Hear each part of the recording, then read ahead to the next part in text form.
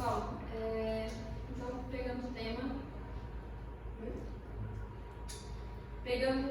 então aí que o Matheus trouxe na semana passada, de monitorização, a proposta hoje é trazer um artigo que tentasse abordar esse mesmo tema, tá? E achei muito difícil encontrar um artigo de atualização de novos desafios acerca da monitorização invasiva, e eu achei que esse talvez fosse um artigo muito pertinente para o nosso cotidiano, tá? E que abarca bem uma parte que o Matheus falou no tema anterior, que foi justamente a monitorização ali de processo de oferta e de consumo de oxigênio dentro dos estados de hiperdinâmicos ou hipodinâmicos nos contextos de choque, né, voltado para a monitorização.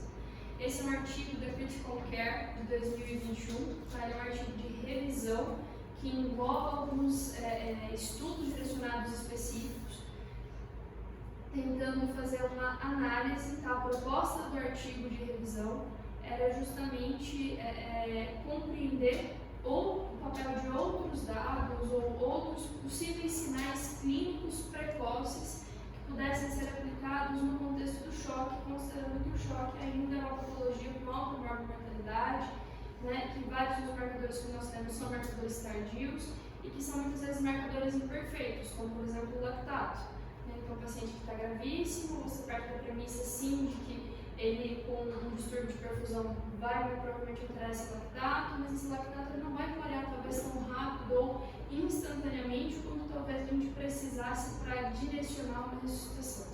E ele se propõe a estudar e a revisar o papel da diferença, né, de pressão veno-arterial de CO2 nas gasometrias pareadas, né, gasometria arterial, para uma gasometria central ou mista, né, que seria a nossa dos pulmões. Por ser um artigo de revisão, ele coloca, a princípio, faz toda uma revisão acerca dos aspectos aí fisiológicos da produção, do transporte do CO2, para a gente entender de onde que vem a análise que a gente se propõe a fazer, né? Então, o CO2 ele é produzido no processo gerador de energia aeróbico. Então, ele é produzido dentro da mitocôndria, na formação e na fosforilação da glicose, no ciclo de Krebs, tá? Para a formação de energia. E ele também é produzido em menor quantidade no metabolismo anaeróbico, para a formação da energia. Uma vez produzido, esse CO2 ele segue alguns caminhos, né? Então aqui você tem a disponibilidade energética na presença ou não de oxigênio com a formação aí de CO2 residual. E uma vez formado, esse CO2 ele pode primeiro se dissolver no plasma, que é a fração que a gente analisa nessas gasometrias, que corresponde na verdade a aproximadamente 5% de todo o CO2 dissolvido no plasma que está livre com pressão de CO2. Na outra parte, ainda dentro da célula, que a grande maioria do CO2, em torno de 90% dele, ele vai acabar fazendo reações, né? Tanto de ida quanto de volta através da anidrese carbônica, que o Dr. Urbano havia citado para a gente lá no tema anterior, e participando de um sistema de tampão em que ele vai vai reacionar gerando bicarbonato e H+, sendo que o H+, vai para um sistema tampão hemoglobina, né, que vai quelar o ácido no sangue, e o BIC vai ficar solto, dissolvido muitas vezes no plasma. A maior parte do CO2 que a gente tem livre, que vai ser expelido pelo pulmão, estaria aqui nessa fração junto com o bicarbonato no sistema tampão ácido básico. Tá? E uma outra menor parte que acaba se associando a hemoglobina desoxigenada, tá? Formando carbohemoglobina. Tá? Então, esse seria o principal aí processo, as principais formas do CO2, uma vez produzidos, de se dissolverem no corpo para poder voltar e serem excretados através dos pulmões. Tá bom?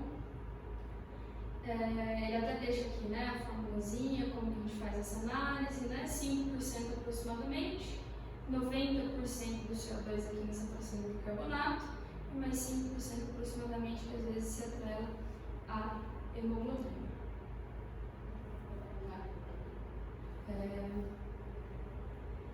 Esse CO2, uma vez produzido, ele vai precisar ser excretado, né, pelo nosso corpo, e ele é excretado pelo pulmão. Então ele é produzido no metabolismo celular, isso é muito importante porque isso pode interferir no resultado do nosso exame.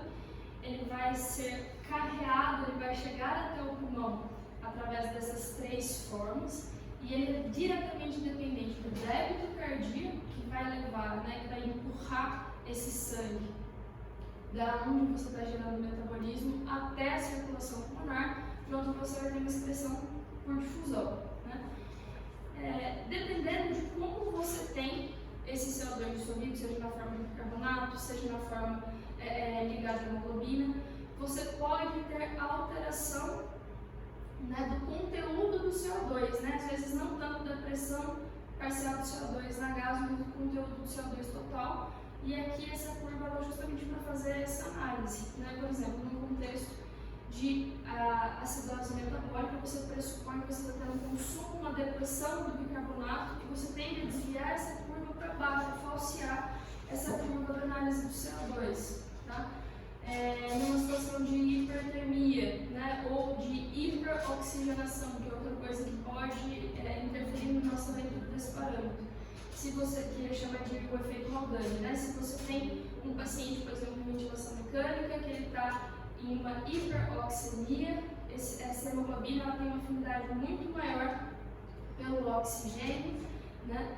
E isso falseia a curva do PCO2, principalmente da fração ligada, que é uma fração menor, à hemoglobina, né? Se você tem um paciente que ele está adequadamente oxigenado, não tem uma parcial de 2 acima de 100, você já teria o efeito inverso, tá?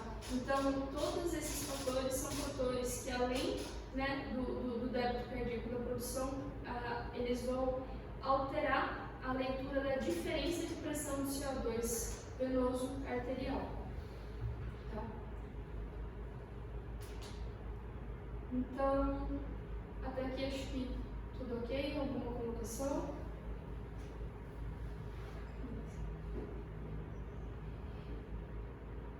Aqui, nessa parte do estudo... Engraçado que ali na curva você comentou, né? Uhum. Sobre as variantes. Sim. Então a gente vê que por exemplo, um paciente hiperoxigenado vai fazer uma dissociação da curva para a esquerda. Uhum. Né? Então a gente vê que vai ter uma menor concentração da CO2. E o que faz a gente pensar o contrário, na verdade, né? Quando você não tem a ligação, você acha que vai estar aumentado esse CO2. Uhum. Na verdade, ele diminui. Ele diminui. O conteúdo do CO2 total aumenta, mas a pressão do CO2 dissolvido no sangue diminui.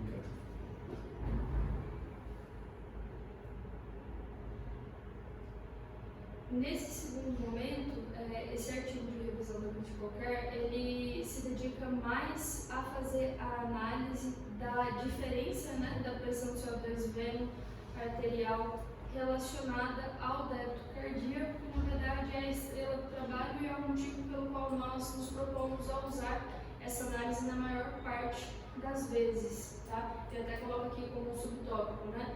É uma relação inversa entre o débito cardíaco e o delta, o gap aí desse CO2 que a gente está analisando nos exames pareados, né? O débito cardíaco é o responsável justamente por carrear, né? Por você transportar esse CO2 que está dissolvido no plasma para uma excreção pulmonar. Então tem uma série de coisas que afetam ele, a gente mencionou pelo próprio processo fisiopatológico algumas que a gente também vai reafirmar na sequência, mas o objetivo do trabalho é justamente na circunstância do choque para a avaliação do débito cardíaco através da diferença de pressão veno-arterial, tá? Então, todos os estudos que esse artigo revisou, eles identificaram que o gap de CO2, né, ou seja, a pressão do CO2 veno-alveolar é maior, né, você tem um alargamento num paciente que tem um déficit de débito cardíaco, seja por déficit de bomba, seja por déficit de volume sistólico, seja por qual motivo esteja comprometendo o débito cardíaco, né? Então, quanto maior o débito cardíaco, né? Ou seja, quanto mais adequado ele tiver para o paciente no estado hemodinâmico que ele se encontra, menor é a diferença, é o gap de CO2, né, da gasometria venosa para a arterial. Quanto menor o débito cardíaco do paciente, a curva se inclina de forma extremamente íngreme e maior é o delta PCO2, né, a diferença do PCO2 venoso para o arterial, sendo que a normalidade estaria por observação de 2 a 6, né, e acima de 6 a gente já teria uma alteração significativa do débito cardíaco para estar causando esse retardo, né, da distribuição, da retirada da excreção do CO2. Tá?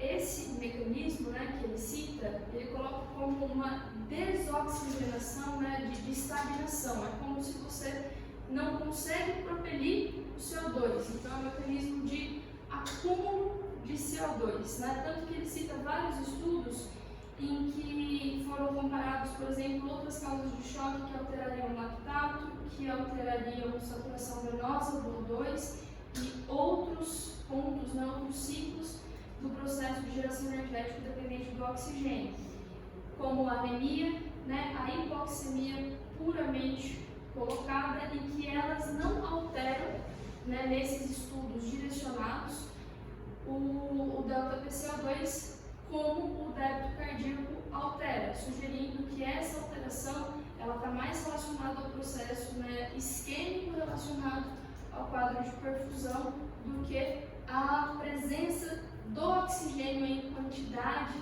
e do carregador do oxigênio em si, que seria a hemoglobina. Tá? E aqui ele faz uma série, dessa questão que eu falei, né, ele faz uma série de análises e cita esses trabalhos em detalhes menores ao longo do texto. Tá? E aqui, que é justamente eu achei bem bacana esse esquema, que é basicamente o final dessa revisão que o artigo traz, que correlaciona também com o que o Matheus falou. Ele começa a fazer a análise direcionada, né, do delta PCO2 no paciente. É um paciente que tem sinais, né, de choque, um paciente que ele tem acidose lática, e aí você está fazendo uma análise de saturação venosa de O2, né, central. O paciente que ele tem uma saturação menor que 70%, você vai analisar o gap de CO2. Né? Se você tem um delta PCO2, uma diferença do PCO2 venoso arterial maior do que 6, seria justamente aquele gráfico que a gente viu que a gente iria olhar para o débito cardíaco prejudicado, né, para essa desóxia por estagnação do débito cardíaco. Né? Entretanto, você tem um paciente que está no choque circulatório, ele está em acidose lática, ele tem um déficit de saturação venosa de oxigênio central, mas ele tem ainda um gap CO2 preservado. A maior parte dos estudos que esse artigo revisou evidenciou que a desóxia por hipoxemia real, né, ou por anemia gerando uma má distribuição de oxigênio, que gerariam mais essa situação de choque. Tá? Aqui ele detalha outras circunstâncias em que o paciente está em choque, ele está com acidose lática, mas ele tem uma saturação venosa de O2 ainda acima de 70%, destrinchando, né, entre a diferença da pressão do CO2 venosa para arterial. Tá bom? E aqui é uma última curva em que a gente pode ver que seria, na verdade, a principal crítica que o trabalho encontrou, que são os pacientes que eles, inclusive, não se encontram em choque. São pacientes que eles não têm uma perfusão, eles têm um lactato normal, eles têm uma saturação venosa de oxigênio preservada, tá? Mas que ainda assim eles podem ter uma alteração da pressão parcial do CO2 venosa para arterial pelos seguintes motivos, né? Abaixo de 6 estaria normal, estaria dentro de uma situação de homeostase, e acima de 6, que seriam aquelas primeiras curvas que a gente mostrou, né? As pressões que alterariam a TCO2 no exame gasométrico, né, de um para o outro, normalmente pela curva de dissociação. Então, a acidose metabólica, a hipertermia, né, uma disponibilidade de oxigênio muito aumentada, que vai desviar a curva de associação da hemoglobina, né, e o próprio metabolismo em si. Né, se você tem um metabolismo extremamente aumentado, né, o que se espera que você produza muito mais dióxido de carbono. Né? Num paciente que tem um sistema cardiovascular conservado, a princípio se espera que ele consiga aumentar o débito cardíaco de forma eficiente para expelir todo esse CO2 que ele está produzindo em excesso. Mas um paciente que, por um motivo ou outro, ele já tem algum déficit de bomba, ele já tem alguma doença cardiovascular, ele está num estado de hipermetabolismo, pós-trauma, num estado inicial de sepse ainda, sem um contexto de choque, e ele não está conseguindo distribuir esse CO2. Então, ele faz um alargamento da pressão do CO2 venoso para arterial, mesmo sem ter outros sinais de choque, né, que seriam aí o lactato e a situação venosa H2 que eles utilizaram. Em resumo, é basicamente